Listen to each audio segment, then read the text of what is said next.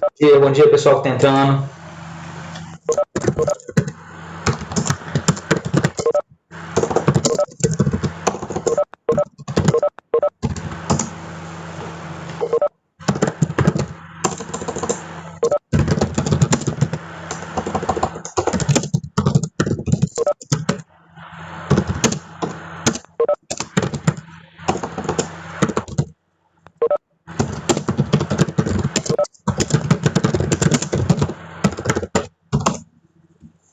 Bom dia, galera. Espero que tenham passado um bom recesso aí, descansado, hein?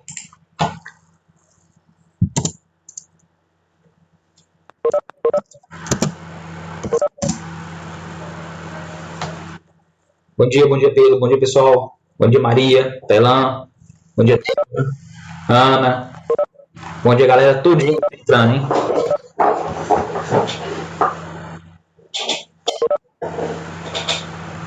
Deixa eu botar o arquivo na tela antes da gente começar.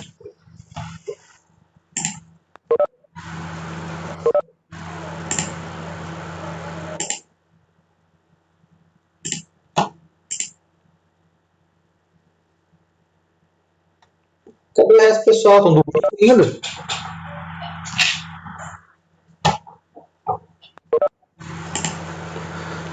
Olha o medo. Está perguntando se tem uma TV. Não, nós corrigimos o capítulo 7 na aula de sexta-feira, né? Calma, calma. Olha o medo.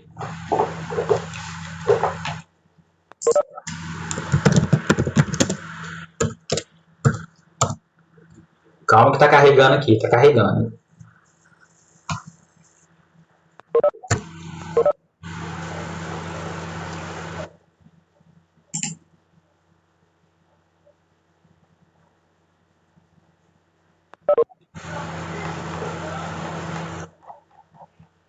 Galera, não tem como ficar esperando o pessoal, mas vão adiantar, hein? Sempre quando entrar, você entrar no. Sei que a gente tá voltando hoje.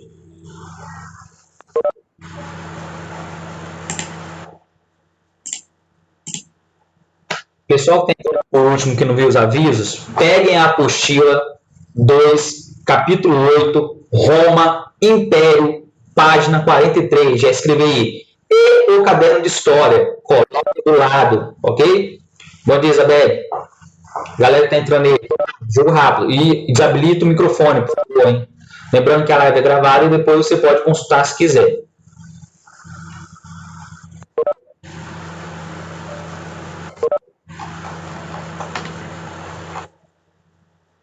Esse carinha que tá aí, João Pedro, eu ia começar e o Pedro pede um minuto. Podemos?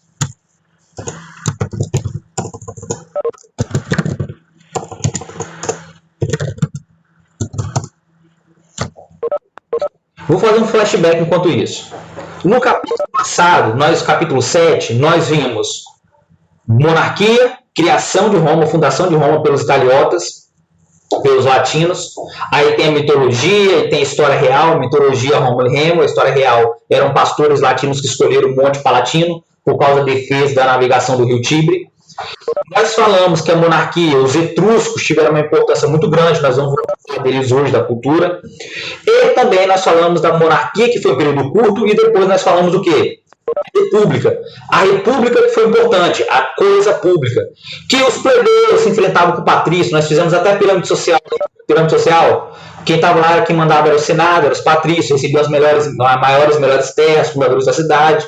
Depois vinham os plebeus, que eram as pessoas pobres, trabalhadores livres. Vinham os clientes, que trocavam favores com os patrícios, proteção para o trabalho, voto. Lá embaixo vinha quem? Os escravizados, que era a galera que era conquistada em guerras. Vimos que na República Romana o grande inimigo a ser derrotado foi Cartago, nas famosas Guerras Púnicas. Nós falamos do Espartaco, da revolta de Espartaco, e nós falamos da crise da República Romana. Qual era a crise? Os patrícios, eles eram os únicos que tinham direitos políticos, e os plebeus, apesar de lutarem nas guerras, eles se transformavam escravos por dívidas dos patrícios, eles não recebiam terras, e estavam desempregados, porque os escravos estavam ocupando os lugares deles. O pessoal saiu do campo para morar na cidade, para melhorar de vida, e juntou a pobreza e a miséria do campo e da cidade, e começou a ter um monte de revoltas. Veio primeiro o triunvirato, aquele que César foi assassinado. Conta a historinha, foi assassinado no Senado. Até tu, Brutus. Veio o segundo triunvirato, com Marco Antônio, Lépido de Otávio. Otávio derrota Marco Antônio numa guerra lá no Egito e ele vira o primeiro imperador romano. E a gente termina falando. Otávio, Príncipes Augusto. O que é Príncipes Augusto? Primeiro cidadão e também ele era o quê? Divino. Ok? Isso foi o capítulo passado, capítulo 7. O capítulo 8, nós vamos agora ver, são 3 capítulos do Império Romano, 3, de tão grande que é o Império Romano. Nós vamos ver agora a fase do Império. O que é a fase do Império? É do governo de Otávio Augusto, de 27 a.C., que vai até a queda do Império Romano do Ocidente em 476 d.C. Depois continua com outro nome, mas aí já são outros 500, não vou misturar agora. Vamos começar a aula de hoje, hein? Capítulo 8, Império Romano, página 43. Tá certo, Ana? Página 43, a apostila 2 ainda, Império Romano. Professor, que imagem que está aí na página 43?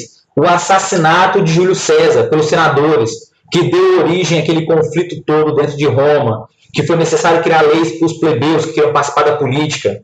E a República Romana vai entrar em crise a partir do segundo triunvirato, com a morte de César. César era como se fosse o pai desse garoto. César não teve filho legítimo, era pai desse Otávio Augusto. Esse que está na imagem aí. Mas é ele que vai virar o primeiro imperador, quando derrota Marco Antônio.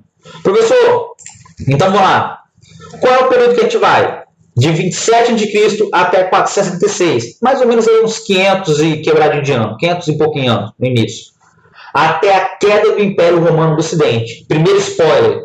Então quer dizer, professor, que o Império Romano tinha 2 partes, porque você botou que caiu o Ocidente, é o Ocidente e Oriente, né? Ocidente e Oriente. Então quer dizer que o Império Romano, no final do Império Romano, tinha 2 partes, cena dos próximos capítulos. Segura. Então vamos lá. O que vai acontecer após Otávio Augusto assumir o poder? Isso que é a aula de hoje, é a parte 1. O que acontece com Roma, o Império Romano, após Otávio Augusto se autoproclamar imperador? O que vai acontecer? O Império Romano vai acabar? Vai se desfazer? Se eu não me engano, quando eu estava explicando, até no capítulo 7, alguém me perguntou dos aquedutos. Não sei se foi o Pedro, se foi o Cauã, alguém me perguntou. Tailã, alguém perguntou dos aquedutos. Vou dar os exemplos agora. Eu até falei, galera, segura. Nós vamos falar disso agora. Ah, foi lá o Arthur. Muito bom, Arthur. Aí, ó, nós vamos falar deles agora, hein? É o seguinte, eu terminei falando com os senhores que o Otávio, que vai virar o primeiro imperador, ele não era qualquer um. Ele era Príncipes e Augusto. Alguém lembra o que era o Príncipes e Augusto? Eu cheguei a falar. O que era ser Príncipes e Augusto? A partir de agora, é o Senado que manda, professor, na República? Não. Quem manda é quem? Somente o imperador. Todo mundo obedece. O Senado existe? Existe, professor, mas o Senado é um conselheiro do imperador. O imperador manda e desmanda. Professor, o primeiro imperador romano se chama Otávio Augusto. Por que, professor? Que eu ia chamar de Augustus, mas príncipes também. É o imperador Otávio Augustus, príncipes também. Príncipes, para quem não lembra, é o primeiro cidadão. Se ele é o imperador, se ele governa, ele é o primeiro imperador, ele é o primeiro cidadão, é aquele que é o primeiro, mais importante, e todos obedecem. E o Augusto, professor, que ele era divino, ele era favorecido pelos deuses. Então quer dizer que o imperador romano tinha a característica legal, porque ele era o primeiro cidadão e mais importante, e ele era divino. E imperador quer dizer que ele comandava o exército. Então vamos lá. O Otávio Augusto, ele comandava o exército, a religião, a política, e ele mandava e desmandava. Professor, e os patrícios passaram a obedecer a ele. E o Senado existia? Existia, como um conselho, para que ele pudesse escutar ali as dicas dos anciãos, dos senadores, lembra? Conselho de anciãos. Mas ele tinha que obedecer? Não, porque a palavra final de quem? Otávio Augusto. Ele é o primeiro cidadão, ele é divino, ele comanda os exércitos, ele é o imperador, ele não deve nada para ninguém. Quando terminou a guerra, calma, Arthur, quando terminou a guerra, quando terminou a República, nós vimos que tinha um conflito entre patrícios e plebeus. Vocês lembram dos patrícios e plebeus entrando em conflito? Os patrícios querendo manter os privilégios, os plebeus querendo conquistar direitos políticos. Tá lembrado disso? Os patrícios faziam quem escravos por dívida? Os plebeus. Os plebeus queriam ter direitos políticos. Aí vem a lei de Licínia, da Canuleia, a lei das 12 tábuas. As leis das 12 tábuas são as primeiras leis escritas. Os plebeus ganham os tribunos da plebe, lembra? 2 tribunos da plebe que estavam lá no Senado, eram votados e poderiam vetar o que acontecia lá, as leis que eram prejudiciais aos plebeus. Então quer dizer que os plebeus eles ganham coisas importantes. Ganham quando, professor? Depois da revolta do Monte Sagrado, que eles ameaçam abandonar Roma e fundar uma outra cidade para eles. E os patrícios falam, não, fica aqui. Por quê? Quem é que vai lutar as guerras? Quem luta as guerras são os plebeus. Então vamos lá. Quando termina a República, ainda está em crise. Ainda tem uma galera pobre e miserável na cidade. Por quê? Os escravos estão substituindo as pessoas livres no trabalho. Vou repetir, lembra? Quem trazia terras, quem ganhava terras, riquezas, ficava na mão de quem? Dos patrícios. Isso era injusto. Automaticamente, uma dessas riquezas eram os escravos, que vinham lá das colônias conquistadas, das províncias. E você ter um escravo era tão barato nessa época que tinha famílias até humildes que tinham 2, 3 escravos. Os ricos tinham vários. Então, quer dizer que o escravo substituiu a mão de obra do patrício, que era livre. Perdão, substituiu a mão de obra do plebeu. Então, você encontrava escravo na agricultura, na construção, encontrava escravo em vários locais diferentes. Professor, e o que acontecia? Desemprego. Então, aconteceu o desemprego em Roma. Então, a população plebeia ficou pobre, miserável. Essa população, na verdade, apesar de ter conquistado várias leis, ela ainda estava insatisfeita. Eu vou repetir. Apesar de ela ter conquistado várias leis, de casar com os patrícios, as leis escritas para ninguém ali tentar passar a perna em você, eles ainda, a maioria da população ainda eram pobres. Ou seja, qual era o problema de Otávio Augusto? O Otávio Augusto tinha que resolver o problema dos plebeus, que era do final da República. Teve um monte de guerra, um monte de conflito, generais dando um golpe no outro, os plebeus lutando com um general com o outro, o exército ficou profissional, agora quem pagava o salário era o general, que geralmente era um patrício. Aquele conflito todo, aquela confusão, Otávio vira imperador. Resolveu o problema dos plebeus? Não, não resolveu. A maioria da população da cidade plebeia, pobre, miserável. Tudo bem, agora não tem escravidão mais por dívida, mas ainda é pobre e miserável. Professor, o que vai acontecer? Otávio Augusto, ele é um grande estrategista. Isso é interessante. Ele é um grande estrategista. Ele sabia que para continuar no governo, ele tinha que ter o apoio não só dos patrícios, mas ele tinha que ter o apoio de quem? Dos plebeus, da massa.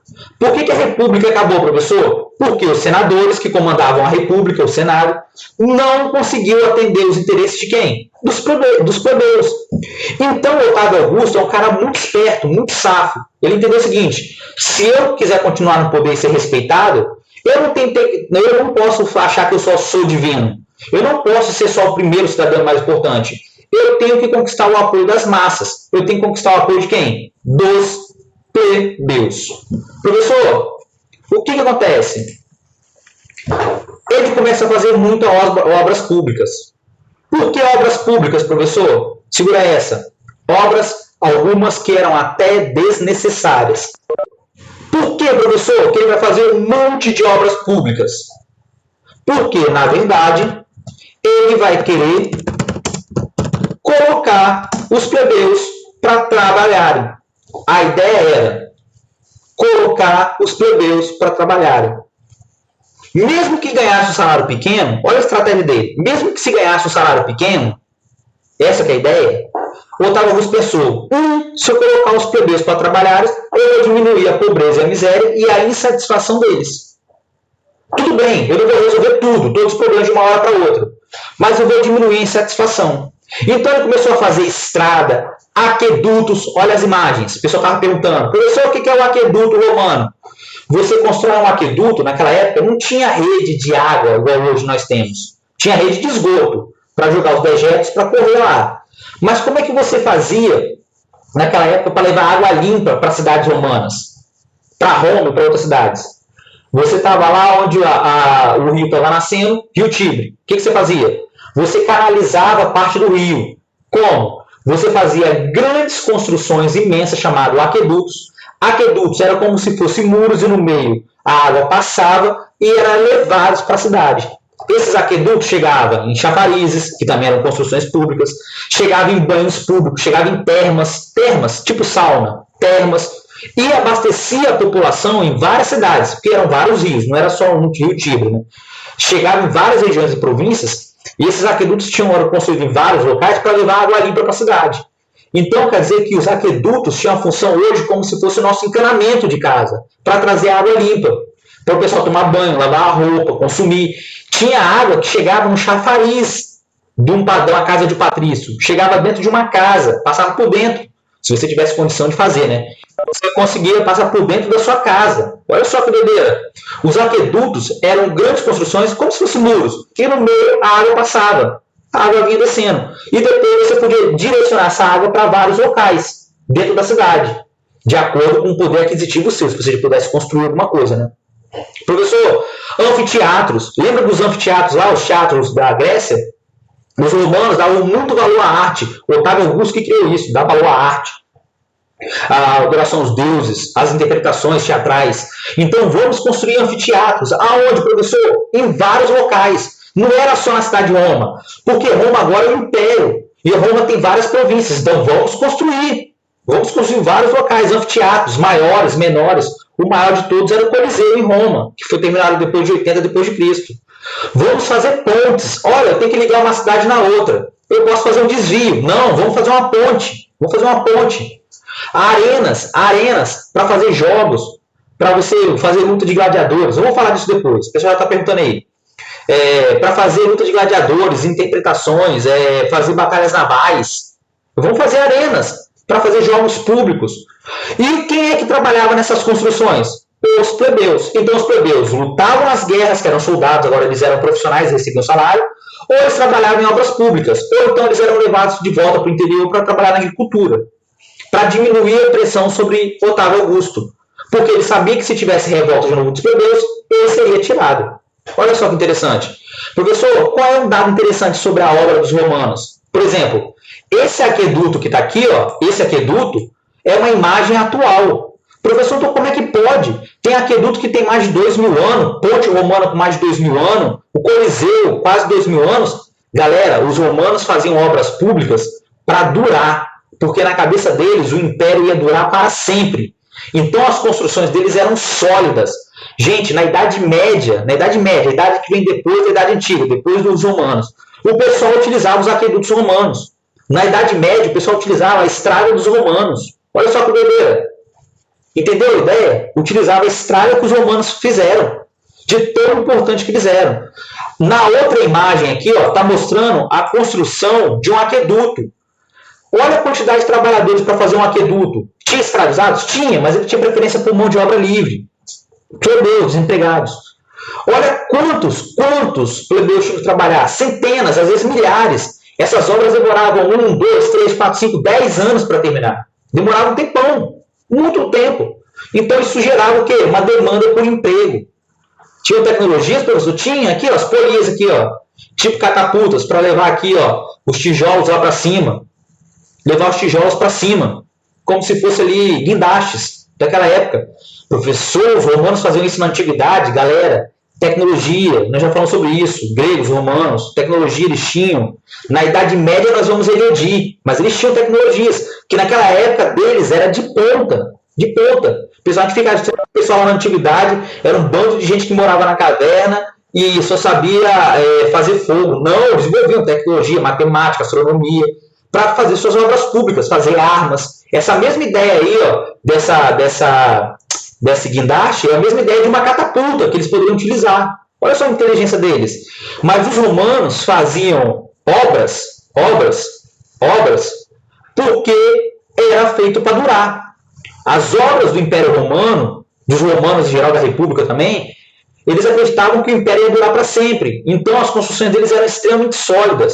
Por isso que às vezes tem terremoto na Itália, outros locais, e está lá de pé as construções da época dos romanos.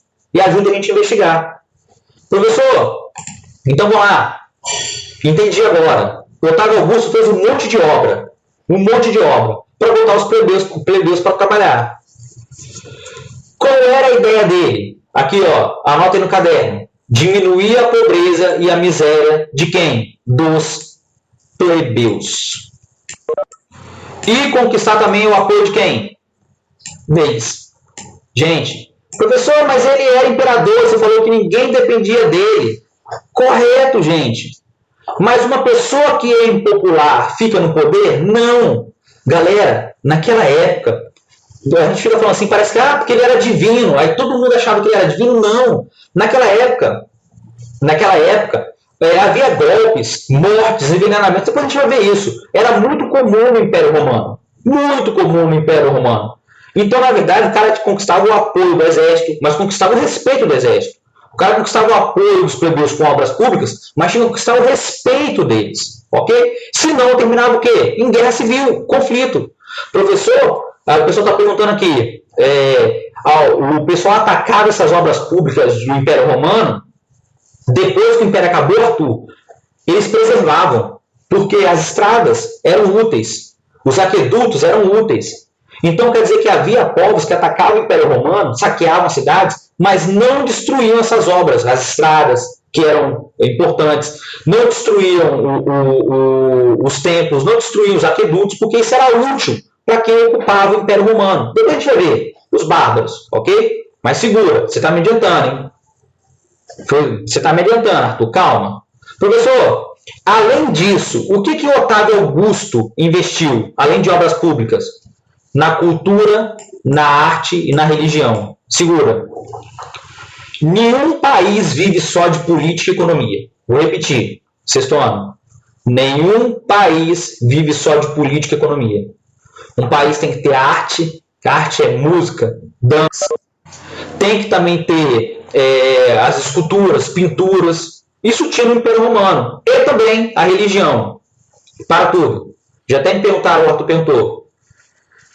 Professor, o que era a religião do Império Romano? Eles eram politeístas e adotaram os deuses gregos, mas nomearam com os nomes latinos, que eles eram latinos, falavam latim. Professor, você vai falar desses deuses agora? Não. Tem um outro capítulo. Calma. Não vou falar agora. O que você basta entender é o seguinte.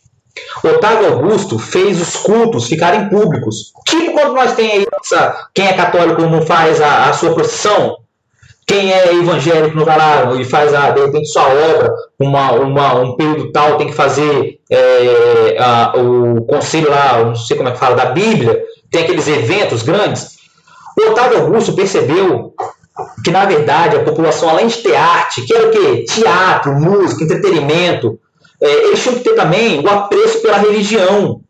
O apreço pela religião. Porque se ele era divino, as pessoas tinham que enxergar ele como uma pessoa divina. E como é que a pessoa enxerga o imperador como divino? Se eles entendem a religião, respeitam a religião politeísta. As pessoas vão entender que Otávio Augusto é o escolhido dos deuses. Entenderam a ideia? Uma coisa liga na outra. Então ele valoriza a religião. Ele valorizando a religião, ele valoriza o título dele. Eu sou Augusto, eu sou divino. Ninguém é bobo, sexto ano. Ninguém é bobo. Então vamos lá. O imperador agora investe em obras públicas para acalmar os plebeus, diminuir a pobreza em Roma, a miséria, não acaba, só diminuir. Investe em cultura, investe em arte e investe em religião. Chuta qual é um dos imperadores mais famosos e respeitados lá na antiguidade? Otávio Augusto. Ele vai virar exemplo de imperador. Vou repetir. Ele vai virar exemplo de imperador a ser seguido. Ele vai virar um modelo a ser seguido. Ele vai acalmar as revoltas internas. Não vai acabar, não. Vai acalmar as revoltas internas. Vai fazer obras públicas em várias regiões, vai aumentar a República Romana, conquistar mais territórios, e ele vai investir na arte, na cultura e na religião, valorizando o quê? Aquilo que fazia o povo se importar, os valores que faziam o povo romano se importar. E vai espalhar a cultura para todos os locais aonde ele vai conquistar. Ele morre, mas ele não teve um filho biológico, para tudo. O Império Romano sempre teve traição, morte, disputa pelo poder. Vários. Depois se você sair da aula, você pesquisar assim, golpes no Império Romano. Vários, mortes. Nossa, nem se fala. Professor, mas você me contou uma vez que quando a pessoa morre e não deixa herdeiro, gera disputa. E de repente isso pode causar conflito. Vamos lá. Otávio Augusto casou com uma mulher que já tinha um filho, entendeu? Ele criou o enteado dele como se fosse filho de sangue. Tinha essas coisas em Roma. Por exemplo, em Roma você podia se separar. E não era uma coisa absurda. Desde que a mulher conseguisse provar que ela estava sendo maltratada, uma coisa muito forte. E a gente acha que é coisa moderna, né? Não, não era. Professor, vamos lá. E ele criou esse filho dele, o enteado dele, como se fosse um filho. Professor, todo mundo respeitava? Não, tinha gente que queria dar golpe. Oh, você é legítimo. De repente, um parente de Otávio Augusto, um irmão ou um sobrinho, eu tenho mais direito. Mas a sucessão do Império Romano, grava isso, era hereditária. O que é hereditária? Passava de pai para filho. E esses títulos, imperador, Augusto e príncipes, também passavam. Entendeu a ideia? Também passavam. Então quer dizer que o título não fica com a pessoa, passa de pai para filho. Nós tivemos várias dinastias no Império Romano, várias. A mais importante foi a Antonina, de 96 a 192. Professor, mas a política de Otávio Augusto foi tão importante. O Arthur colocou um negócio aqui. Professor, esse cara foi parecido muito com Alexandre. Alexandre, Arthur, era muito tolerante com os povos conquistados. Os romanos não eram. Segura essa, Arthur. Ele é muito parecido com Alexandre o Grande, que nós vimos lá, da Macedônia. Professor, peguei com o microfone aberto. Parece, mas não é. Por quê? Alexandre era muito tolerante com os povos conquistados. Os imperadores romanos, eles eram ali... eles eram muito tolerantes com os povos conquistados? Não. Não eram. Muito pelo contrário. Agiam, às vezes, com extrema violência. Então, tem diferença, Arthur. É melhor não comparar, entendeu? Não comparar. Por exemplo, o Império de Alexandre Grande, em extensão, era maior do que o Império Romano. Havia impérios maiores que o Império Romano na história. Então, tem essas coisas, ok? Cuidado, porque a gente fica naquela imagem do Alexandre Grande, que era um bom general, um grande general, mas os imperadores romanos não eram bem assim, não. Eles eram mais políticos, tá? Bem mais políticos. Escrever no caderno, nem preciso falar, né? Que já são sexto ano. Então vamos lá, professor. A política de Otávio Augusto foi tão importante e marcou tanto a história do Império Romano que vai se criar uma coisa chamada política do pão e circo. Ele vai criar e muita gente vai copiar. Política do pão e circo. Ou, em latim, panem et circense. Pão e circo. Professor, o que é a política do pão e circo? O Otávio Augusto não investia em arena, em jogos, não falei com vocês? Em cultura e arte. Ele não botou a galera para trabalhar, para diminuir a pobreza e a miséria, mas tinha gente que passava fome em Roma. Então, o que foi feito durante o governo de Otávio Augusto e depois vai ser copiado pelos outros imperadores, inclusive pelo seu enteado que vai virar imperador? Professor, a política do pão e circo. Professor, é muito legal. Isso é utilizado até hoje pelos políticos, hein? Sexto ano, escuta essa. Até hoje, eu estou falando logo, até hoje isso é utilizado pelos políticos. O que se fazia em Roma? Fazia grandes eventos públicos, tipo luta de gladiadores, corrida de biga, luta com animais, ou até sacrifício de cristãos lá no Coliseu. Faziam espetáculos públicos de graça para a massa da população ir. Quem é a massa da população? Plebeus. E nesses jogos, o imperador parava, fazia um discurso e no final ele falava: olha, nós vamos distribuir alimentos de graça para os senhores.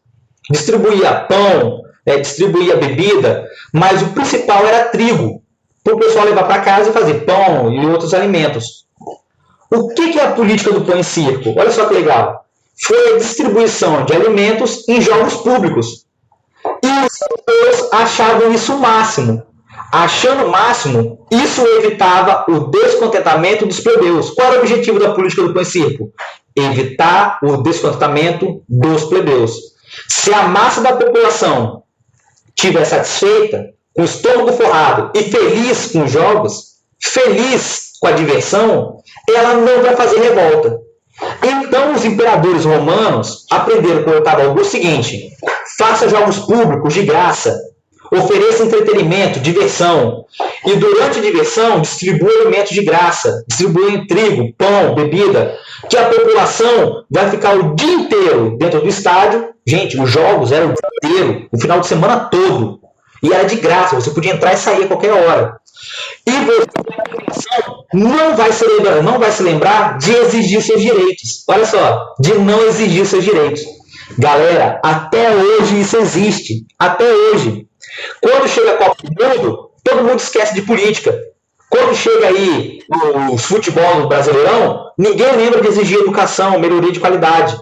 Ou seja, até hoje essa política é empregada.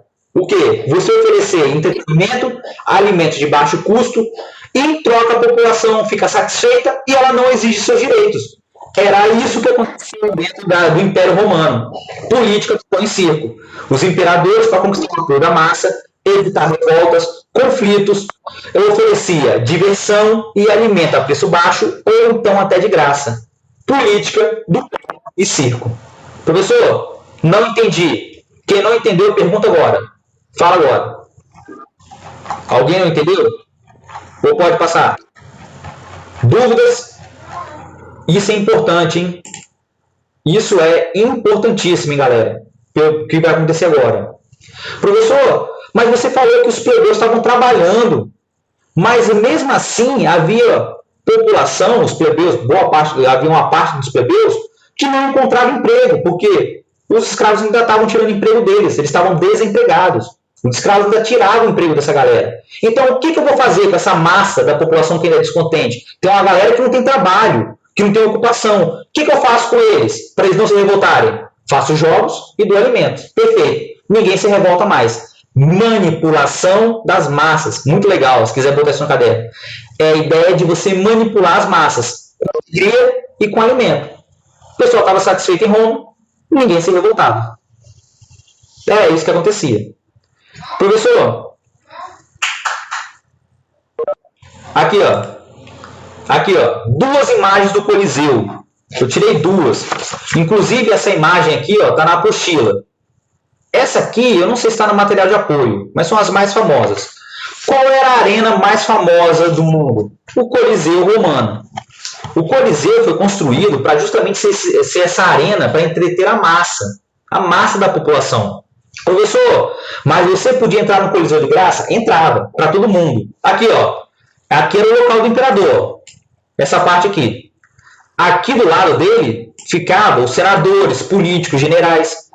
Dentro do estádio do Coliseu havia uma organização hierarquizada.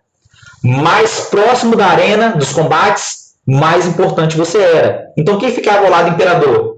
Generais, políticos, patrícios, senadores. Você não é mais importante, você vai ficar no meio do estádio, você é plebeu, cliente, no meio do estádio. Você é mulher, lá no alto, afastada. E no último local, no pior local, que era o mais afastado de todos, ficavam quem? Os escravos. Professor, até escravo podia ir? Podia. Era um evento público para as massas. Professor, aprendi que o pessoal fazia assim, ó, para matar os gladiadores, para matar o outro. Galera, primeira coisa, gladiador é investimento. Eu vou tentar passar um documentário, não sei se vai dar tempo. Gladiador é investimento. Todo torneio terminava em morte, massacre? Não terminava. Gladiador naquela época era como se fosse lutador de MMA hoje. Havia até torcida organizada para lutadores. Quando o cara era um grande lutador e lutava durante muitos anos, ele ganhava a liberdade, que a maioria dos gladiadores era escravo, e recebia um gládio, uma espada curta, como presente, e ele se tornava um homem livre. Tinha pessoas livres que se voluntariavam a virar gladiador, porque o prestígio era tão grande, e o cara era tão amado pelas massas, que havia raras exceções, patrícios e plebeus, que viravam gladiadores, não eram escravizados, para lutar na arena, para ganhar o prestígio, a atenção. Olha só que doideira. Professor, aprendi que o polegar para baixo, o pessoal fazia assim e matava o pessoal que estava lá na arena. Errado. O correto era o polegar no pescoço. Mas a tradução do latim, quem fez o pintor do quadro esquerdo, que foi o Jerônimo, ele pintou o polegar para baixo. Aí ficou famosa aquela expressão, polegar para baixo mata a pessoa. Não, era aqui, ó, a morte era o gládio enfiado aqui. Mas era raro, não era comum você ficar matando pessoas, ok? Professor, era só gladiadores que lutavam na arena? Não, os gladiadores poderiam lutar com animais, se chamavam bestiários, traziam animais exóticos do mundo todo, girafas da África, leão, tigre, leopardo, então tivesse. e para os gladiadores especialmente treinados lutar com esses animais. E também havia massacres. Qual? Os cristãos aqui, ó. Estão vendo? Aqui são os cristãos que foram jogados na arena para serem mortos pelos animais, ou então pelos gladiadores. Então isso tudo era entretenimento naquela época. E a massa da população ia, cabia 80 mil pessoas no estádio. Os jogos começavam de manhã e terminavam só à noite. Às vezes nem à noite, até quase 10, sei lá, de madrugada. E no outro dia recomeçava. Nunca parava. Para o quê? Manipular, entreter a população, para eles esquecerem a fome, a pobreza e a miséria. Funcionava, professor? Funcionava. A população caía nisso. Sim, levavam girafa. Não adianta rir não, Nathan. Levavam animais, rinoceronte, tudo. Já respondi da Ana Clara. Não. Já respondi no Natan, não lutava sempre até a morte. Levavam animais exóticos. Por que levavam animais exóticos, professor? Rinoceronte, tigre, leopardo, para lá, leão. Porque a população em Roma não conhecia esses animais que vinham da África, vinham da Ásia, entendeu? Para entreter. Havia as batalhas navais dentro do Coliseu. O Coliseu podia ser inundado. O pessoal fazia 1,5 metro de água para simular a batalha naval, minis barcos, escravos lutando. Olha só que doideira. Simular a batalha de Cartago. Era uma coisa de maluco. O pessoal ficava ali embasbacado, maravilhado. Professor, e a população caía nisso? Lógico que caía. E gostava. Recebia alimento, entretenimento. Política do pão e circo. Então, vai se inaugurar uma dinastia, uma época no Império Romano, de uma paz em Roma. Paz em Roma. Professor, por que paz romana? A política do pão e circo deu tanto certo, tão certo. Galera, cuidado com o microfone aberto.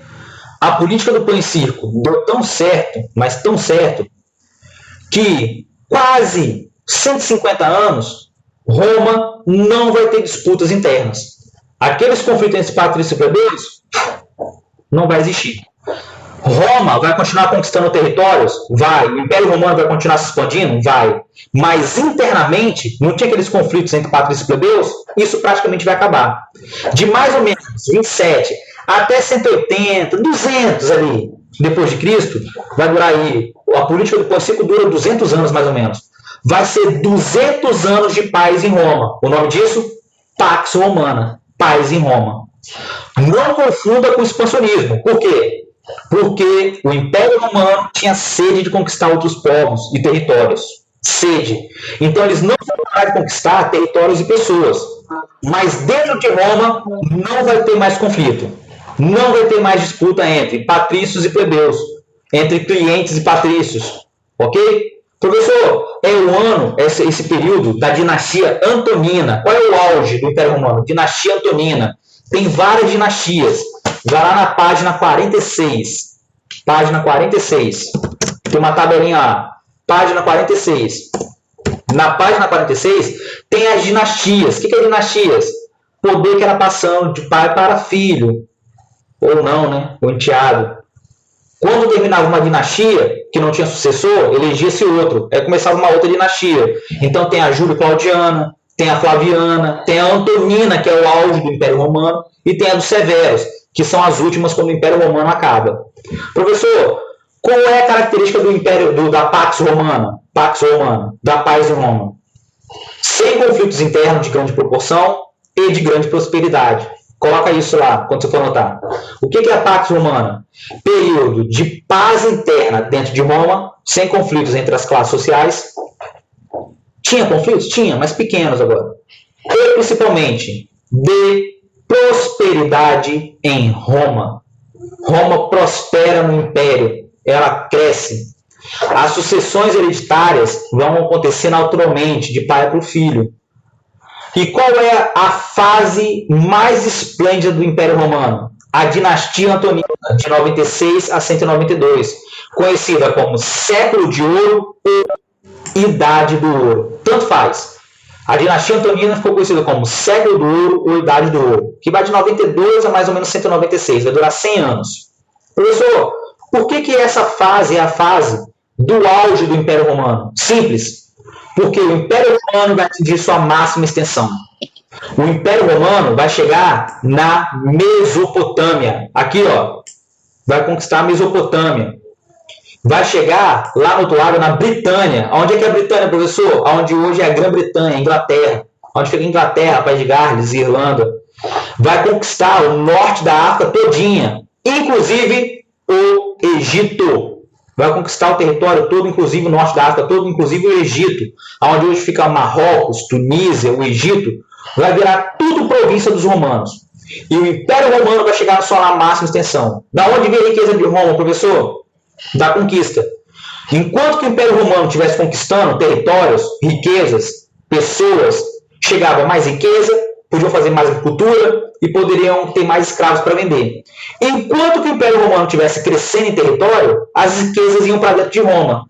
Roma era uma cidade rica, uma metrópole imensa, de quase de 1 milhão de habitantes, ou mais de habitantes. Nessa época, era a maior cidade do mundo disparada. Só fazer uma comparação.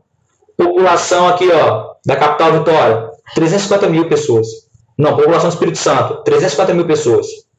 A cidade de Roma tinha 1 milhão. 3 vezes mais. Olha só que doideira. Era gigantesco, extremamente urbanizada. Podia responder Davi? Não, Maria Eduardo, o povo daquela época não era burro, gente. Eles viviam com os valores deles. É como daqui 100 anos a pessoa olhar pra gente hoje e falar assim, nossa, o pessoal é burro, não ficou em casa, não usou máscara. Não julgue o passado. Você tem que entender como as pessoas viviam, para entender como eles viviam, o que eles faziam, Maria. Não faça isso, não julgue as pessoas. O João Laurete perguntou, professor, também funcionava como um aviso? Não. Olha só.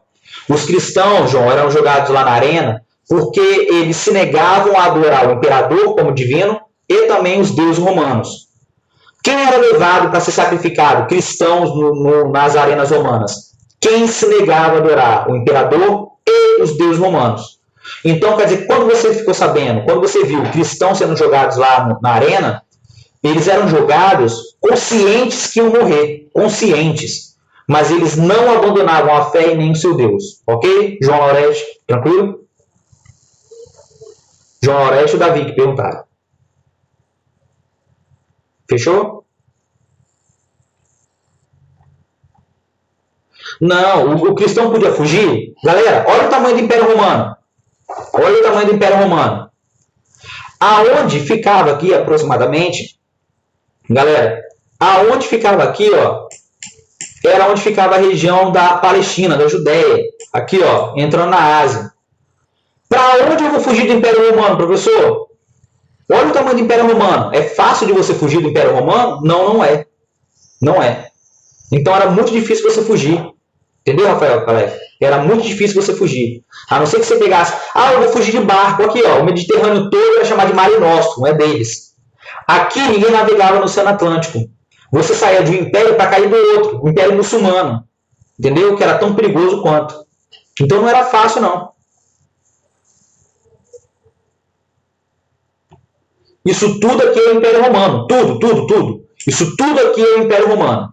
Tudo. Não foi o maior império da humanidade, mas foi um dos mais importantes. Isso aqui tudo é o Império Romano. No auge dele. Dinastia Antonina. Século de Ouro. Mais ou menos por volta do ano 120. Ok? Muito grande, muito grande. Como é que você foge? Entendeu? Não tem como.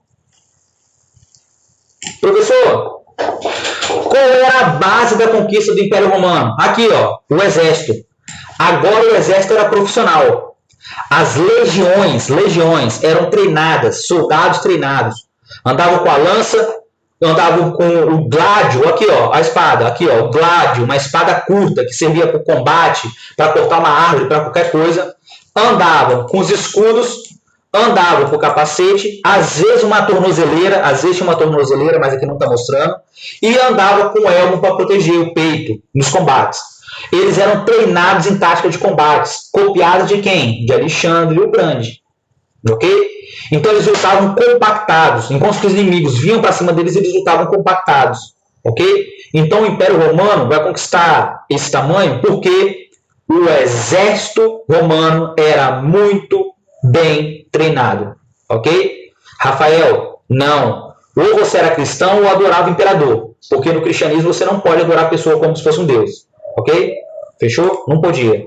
Professor, então quer dizer que o exército romano era bem treinado? Era bem remunerado? Era. Agora o exército era profissional. Quem era soldado era só soldado. Podia fazer carreira lá dentro. Você começar soldado e ir aumentando, chegar lá um chefe de legião. Não general, que era só para os patrícios, né? Mas você podia se destacar sim, com certeza. Ok? Não. Aqui, ó, o pessoal não está entendendo. Ou você adorava o imperador e seus deuses, que eram politeístas, ou adorava nosso Deus. Não tinha como. O cristão não podia adorar o imperador como Deus. Nem pensar. Até hoje não pode. É só um Deus, um único Deus. Fechou, Lorete? Fechou, Rafael? Essa imagem aqui é o pessoal reproduzindo o Império Romano. Se você for em Roma, lá na arena, eles demonstram isso. Tranquilo? Professor, como é que você administra um império gigantesco? Aqui, ó, você divide em províncias. Havia províncias no Império Romano? Aqui, ó, onde está marcado aqui, ó, cada local desse, ó, Narbonese, Bética, Lusitânia, são várias províncias. Aonde ficava a sede? Aqui, ó, Roma. O imperador mandava. Mas como o império era tão grande, ele dividia em províncias, em regiões, que tinham que obedecer à autoridade do imperador. Professor, mas quem ficava lá para você administrar o império, as regiões? Os governadores, que eles eram chamados de procuradores. Esses caras nomeavam pessoas para cobrar os impostos, esses caras comandavam o exército, impunham as leis, autorizavam o comércio, construção, eles eram os olhos e o ouvido do imperador, junto com aqueles magistrados que nós já vimos, ok? Professor, qual era a função do exército romano? O exército romano tinha duas funções. Era manter. O exército tinha duas funções, as legiões. Manter as fronteiras, impedindo que os inimigos entrassem, e manter a ordem nas províncias. Então, tinha exército nas fronteiras e tinha exército dentro das províncias. E tinha que ter muito soldado, e era muito caro. Porque você tinha que ter soldado o tempo todo, igual é hoje, profissional. Ok? Então, o soldado ficava na fronteira, protegendo contra os inimigos externos, e dentro das províncias, para impedir revoltas, tinha que ter soldados. E muitos soldados, não era pouco. E o gasto era muito grande. Professor, e qual era a certeza que o Império Romano dominava essas províncias? O Império Romano dominou o Egito. Tinha povo lá no Egito. Dominou a Palestina, onde tinha judeus. Dominaram vários povos diferentes. O que o Império Romano fazia para conquistar a lealdade desses povos? Alexandre o Grande respeitava a cultura dos povos conquistados. Esquece isso. O Império Romano, aí Arthur, não respeita os povos conquistados. Eles faziam uma coisa chamada romanização. Todo o território que eles conquistavam, eles impunham sua cultura. Eles faziam construções, aquedutos, templos religiosos, estradas, eles levavam seus filósofos, levavam sua matemática e obrigavam a população a adotar essa cultura. Adotar no sentido de, olha, minha cultura romana é melhor que a sua. Então, eles impunham sobre os povos conquistados os seus valores. Deixava o pessoal lá adorar os seus deuses, deixava fazer sua cultura? Deixava. Mas o que valia era a cultura dos romanos. Raramente os romanos adotavam a cultura dos povos conquistados. Raramente os romanos adotavam a cultura dos povos conquistados. Raro. Vou dar uma exceção. A deusa Ísis, a deusa da fertilidade, do casamento lá que era dos egípcios. Ela era tão popular no Egito que ela foi adotada pelo Império Romano. Por quê? Como os egípcios gostavam muito dela, foi uma maneira de manipular a massa, para que a massa entendesse que os deuses egípcios e romanos eram poderosos. E a população achou aquilo o máximo. Então os egípcios passaram a adotar a deusa Ísis e os romanos também. Raras exceções. Raríssimas. Ok? Na aula que vem, nós vamos ver como é que termina o Império Romano. Apesar de ser muito rico e poderoso, o Império Romano vai acabar uma hora. Vai ser conquistado por outros povos. E o problema do Império Romano é que ele cresce demais. Ele cresce tanto que fica difícil administrar. Ok? Mas aí são cenas para sexta-feira. Tranquilo? Tio, quais são as páginas das correções? Página de correção? Qual? Essas, né? Isso não é página de correção, isso é matéria nova, é o capítulo 8. Ah, tá. Entendeu? Para ser copiado. Dúvidas? Dúvidas? Galera, até a próxima aula, hein? Tchau, sexta-feira. Vou mandar o link agora para vocês.